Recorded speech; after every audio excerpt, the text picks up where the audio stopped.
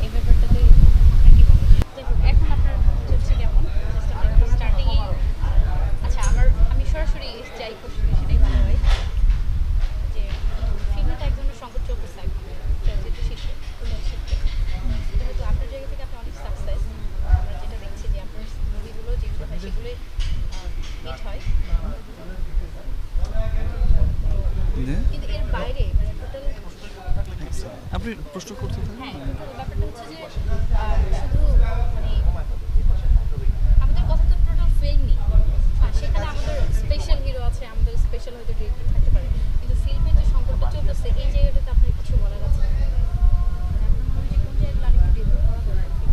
আসলে চতুর্দিক থেকেই তো এখন সংকট খুব ভয়াবহ রূপ ধারণ করছে। আর টোটাল সংকটটা আমার কাছে মনে হয় কেমন যেন যে সৃষ্ট একটা সংকট, এবং এই সংকটগুলোর সমাধান আমার মনে হচ্ছে যে ইচ্ছে করেই করা হচ্ছে না, না সংকটগুলো সমাধান করতে চাইছে না, না সংকটগুলো আরও ভয়াবহ করতে চাইছে। আমি জাস্ট মানে কনফিউজড হয়ে যাই।